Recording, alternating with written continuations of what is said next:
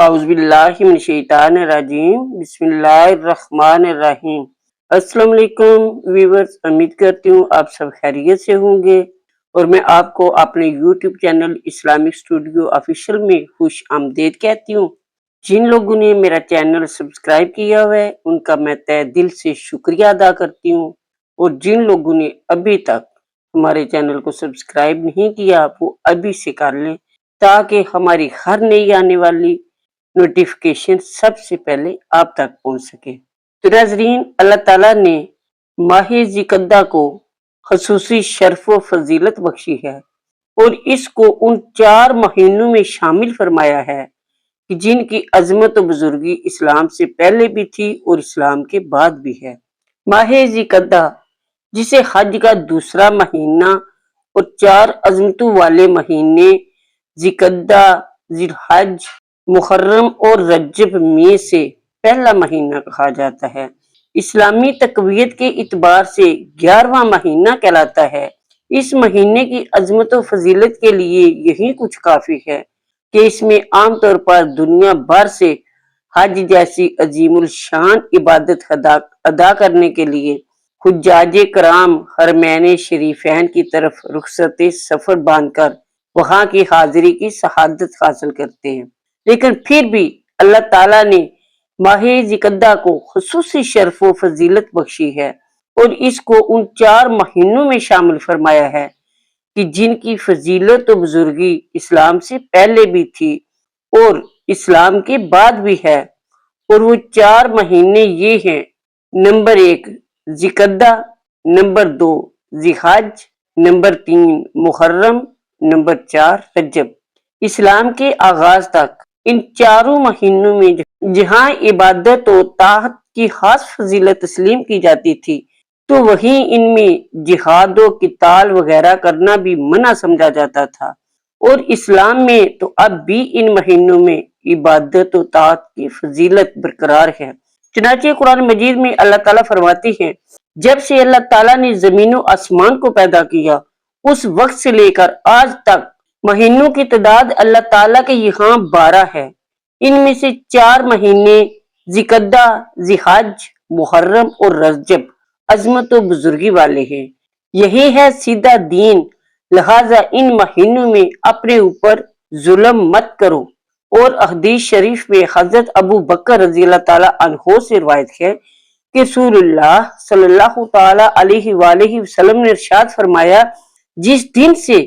اللہ تعالیٰ نے زمین و آسمان کو پیدا کیا اس دن سے لے کر آج تک زمانہ اسی حالت میں گھوم پھر کر واپس آ گیا، یعنی اب اس کے دنوں اور مہینوں میں کمی و زیادتی نہیں ہے جو زمانہ جاہلیت میں مشرک کیا کرتے تھے، بلکہ اب وہ ٹھیک ہو کر اسی طرز پر واپس آ گیا ہے جس طرز پر اپنی ابتدائی اصلی صورت میں تھا۔ 1 سال 12 مہینوں کا ہوتا ہے، ان میں 4 مہینے عزت و حرمت والے ہیں جن میں 3 مہینے تو مسلسل ہیں، یعنی ذی-القعدہ، ذی الحج اور محرم، اور 1 مہینہ جو ان سے علادہ آتا ہے وہ رجب کا ہے جو جمادی الاخری اور شعبان کے درمیان واقع ہے۔ ایک مرتبہ رسول پاک صلی اللہ علیہ وآلہ وسلم نے ایک صحابی کو مخاطب کر کے ارشاد فرمایا کہ صبر یعنی رمضان کی مہینے کے روزے رکھو اور ہر مہینے میں 1 دن کا روزہ رکھ لیا کرو۔ صحابی نے عرض کیا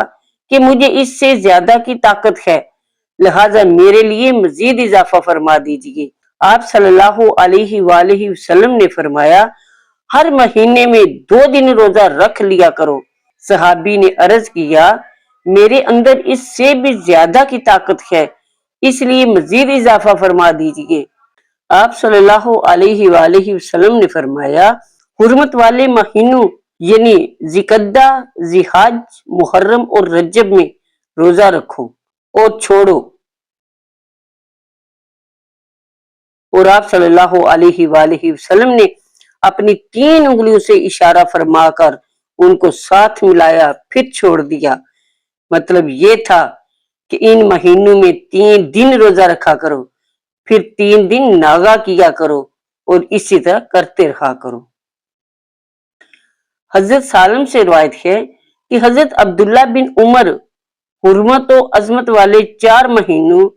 ذی-قعدہ، ذی-الحجہ، محرم اور رجب میں روزے رکھا کرتے تھے۔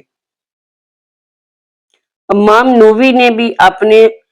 اصحاب کا یہ قول نقل کیا ہے کہ حرمت و عظمت والے ان 4 مہینوں ذی-قعدہ، ذی-الحجہ، محرم اور رجب میں روزے رکھنا مستحب روزوں میں سے ہے۔ اسی طرح امام نووی رحمۃ اللہ علیہ ایک دوسری جگہ بیان کرتے ہیں کہ ماہ رمضان کے بعد سب سے زیادہ جن مہینوں میں روزے رکھنے کا ثواب ملتا ہے وہ یہ ہی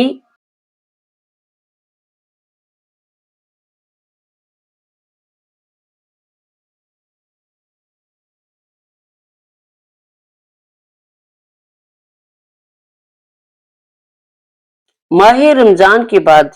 سب سے زیادہ جن مہینوں میں روزے رکھنے کا ثواب ملتا ہے وہ یہی 4 مہینے ہیں، ذی-قعدہ، ذی-الحجہ، محرم اور رجب ہے۔ قرآن مجید میں حضرت موسیٰ علیہ السلام کا جو یہ واقعہ موجود ہے کہ اللہ تعالیٰ نے ان کو نئی شریعت اور کتاب دینے کے لیے کوہ طور پر پہلے 30 راتوں کا اعتکاف کرنے کا حکم فرمایا اور پھر مزید 10 راتوں کا اضافہ فرما کر کل 40 راتیں مکمل ہونے پر ان کو شریعت اور کتاب یعنی توریت عطا فرمائی، تو ان 40 راتوں کے بارے میں حضرات محسرین نے لکھا ہے کہ یہ 40 راتیں ذی-قعدہ کے پورے مہینے اور ذی-الحجہ کے پہلے عشرے کی تھی۔ چنانچہ امام ابن کثیر لکھتے ہیں کہ حضرت موسیٰ علیہ السلام کے اعتکاف کی میعاد عید الاضحیٰ کے دن پوری ہوئی تھی اور اسی دن آپ کو اللہ تعالیٰ سے ہم کلامی کا شرف نصیب ہوا تھا۔ بعض لوگ ذی-قعدہ کے مہینے کو خالی کا مہینہ کہتے ہیں، تو وہ شاید اس وجہ سے کہ یہ مہینہ اپنے سے پہلے اور بعد کے مہینوں کے برعکس عید الفطر اور عید الاضحیٰ وغیرہ سے خالی ہوتا ہے، اور خالی کا مطلب وہ یہ سمجھتے ہیں کہ اس مہینے میں کسی نیک عمل و طاعت کی بالکل ضرورت نہیں۔ یہ خیال بالکل غلط، فاسد اور سراسر جہالت اور لا علمی پر مبنی ہے، اس سے بچنا چاہیے۔ اسی طرح بعض لوگوں کا یہ خیال بھی ہے کہ چونکہ یہ خالی کا مہینہ ہوتا ہے اس لیے اس مہینے میں نکاح اور شادی وغیرہ بھی نہیں کی جا سکتی کہ کہیں وہ خیر و برکت سے خالی نہ رہ جائے۔ چنانچہ اکثر و بیشتر دیکھنے میں آیا ہے کہ لوگ ماہ شوال میں جلدی جلدی شادیاں کر کے فارغ ہو جاتے ہیں تاکہ کہیں ذی-قعدہ کا مہینہ شروع نہ ہو جائے، حالانکہ ماہ ذی-قعدہ سن 5 ہجری میں رسول اللہ صلی اللہ علیہ وآلہ وسلم نے ام المومنین حضرت زینب سے نکاح فرمایا تھا۔ اسی طرح ماہ ذی-قعدہ سن 7 ہجری میں آپ صلی اللہ علیہ وآلہ وسلم نے حضرت میمونہ سے نکاح فرمایا تھا۔ الغرض ماہ ذی-قعدہ میں نکاح و شادی وغیرہ اور عبادات کرنے کو خیر و برکت سے خالی سمجھنا یہ سب زمانہ جاہلیت کی باتیں اور توہمات پر ستیاں ہیں جن کا شریعت اور اسلام سے کوئی تعلق نہیں۔ اسی طرح بعض لوگوں میں یہ بات بھی مشہور ہے کہ اگر ایک مسلمان دوسرے مسلمان کو ماہ ذی-قعدہ کے شروع ہونے پر مبارکباد دے تو اس پر جنت واجب ہو جاتی ہے، اور اس فضیلت کو سن کر بعض نادان لوگ ماہ ذی-قعدہ کے آغاز پر ایک دوسرے کو سوشل میڈیا وغیرہ پر مبارکباد دینا شروع کر دیتے ہیں۔ سو یاد رکھنا چاہیے کہ اس طرح کی کوئی بات بھی نہ شریعت میں وارد ہوئی ہے اور نہ ہی شریعت سے ثابت ہے۔ وَمَا عَلَيْنَا إِلَّا الْبَلَاغُ الْمُبِينُ۔ ملتے ہیں اگلی ویڈیو میں، تب تک کے لیے اپنا بہت سارا خیال رکھیے گا۔ اللہ سونے دے حوالے۔